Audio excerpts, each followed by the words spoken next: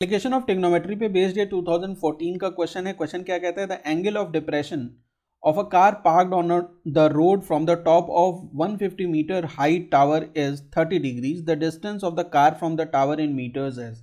क्या कह रहे हैं क्वेश्चन में, एक टर्म यूज हो रहा है एंगल ऑफ डिप्रेशन, और वो एंगल ऑफ डिप्रेशन किसका है, कार का है। कहाँ से, टॉप ऑफ द टावर जो 150 मीटर का है, और कितना डिग्री ऑफ है एंगल ऑफ डिप्रेशन कितना है, वो 30 डिग्रीज है। आपको डिस्टेंस फाइंड आउट करना है कार का टावर से।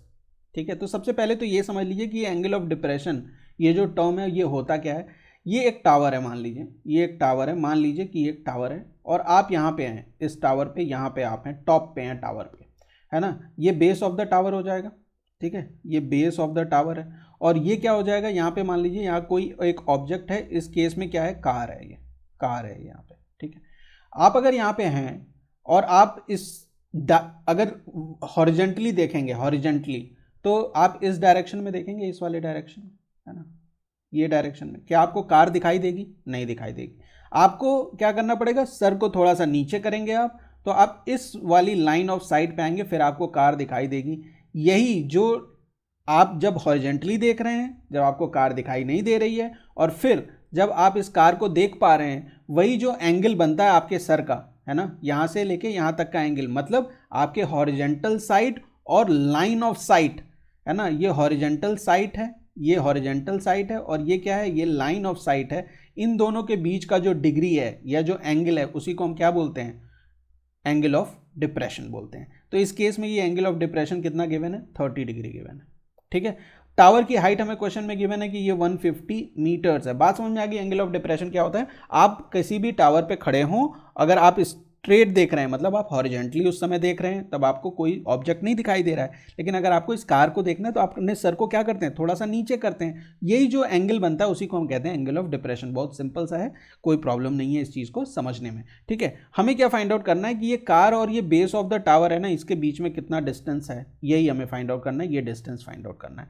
तो क्या आपको ये दिखाई देता है कि एक टावर ग्राउंड पे वर्टिकली खड़ा होगा, मतलब 90 डिग्री का एंगल बना रहा होगा, है ना, 90 डिग्री का एंगल, 90 डिग्री का एंगल बना, तो ये कैसा एक सिनेरियो बन जाता है, एक फिगर बन जाता है, जो ये क्या है, एक राइट एंगल ट्राइंगल है, ए बी सी, ये एक राइट एंगल ट्राइंगल है या नहीं है। ये 90 डिग्री के सामने जो लाइन होती है या जो साइड होती है, उसे हम क्या कहते हैं, हाइपोटेनियस कहते हैं।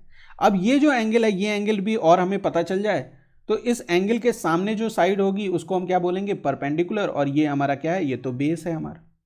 ठीक, लेकिन ये जो एंगल है, ये थीटा एंगल है, इस थीटा एंगल की वैल्यू अगर हमें पता चल जाए तो हम क्या करें, इस क्वेश्चन को सॉल्व कर सकते हैं। ये थीटा की वैल्यू कैसे फाइंड आउट कर सकते हैं, ये एंगल ऑफ डिप्रेशन से फाइंड आउट कर सकते हैं। देखिए, दो पैरेलल लाइंस हैं भाई, ये जो हॉरिजेंटल है, हॉरिजेंटल लाइन ये वाली, और ये जो हॉरिजेंटल है, ये दोनों आपस में पैरेलल होंगी कि नहीं, पैरेलल हैं ये दोनों लाइंस, और पैरेलल हैं, और एक ट्रांसवर्सल इन्हें कट कर रहा है।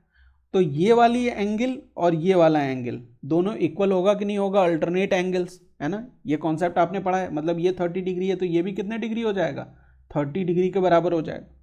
ठीक, अब आपको क्या गिवन है क्वेश्चन में, परपेंडिकुलर की वैल्यू गिवन है, बेस की वैल्यू आपको फाइंड आउट करनी है। तो ट्रिग्नोमेट्रिक रेशियोज की याद करिए, पंडित बद्री प्रसाद, अगर याद है तो अच्छी बात है, नहीं है तो आप ऐसे लिख सकते हैं, हर हर बोले। कौन सा ऐसा ट्रिग्नोमेट्रिक रेशियो है जिसमें परपेंडिकुलर और बेस दोनों आ रहा है, तो ये है tan वाला, ये cos के लिए होता है, ये साइन के लिए, अरे सॉरी, ये साइन के लिए होता है, ये cos के लिए होता है, और ये tan के लिए होता है। तो ये tan के लिए है ना, परपेंडिकुलर अपॉन बेस, तो tan थीटा ये किसके बराबर होता है, परपेंडिकुलर अपॉन बेस के बराबर होता है। ठीक है, तो tan theta perpendicular upon base के बराबर, और tan 30 की वैल्यू क्या होती है, जरा मुझे बताएं आप। tan 30 डिग्री पता होगी आपको, 1/√3 होती है। ठीक है, क्या होती है, 1/√3 होती है, और ये किसके बराबर हो जाएगा, इस परपेंडिकुलर अपॉन बेस के बराबर हो जाएगा। परपेंडिकुलर की वैल्यू 150 डिग्री 150 है, तो 1/√3 is equal to 150 by base. Base को यहाँ क्रॉस मल्टीप्लाई कर दें तो b into 1 is b, √3 into 150 is 150√3 metres. तो बेस जो कार है और टावर है उसके बीच की दूरी कितनी है, वो है 150√3 मीटर्स के बराबर। ऑप्शंस के हिसाब से चेक करेंगे तो कौन सा ऑप्शन सही है, ऑप्शन बी इस क्वेश्चन का सही आंसर है। मिलते हैं नेक्स्ट वीडियो में, जहाँ पे हम एप्लीकेशन ऑफ ट्रिग्नोमेट्री पे बेस्ड और क्वेश्चन को सॉल्व करेंगे। Thank you for watching.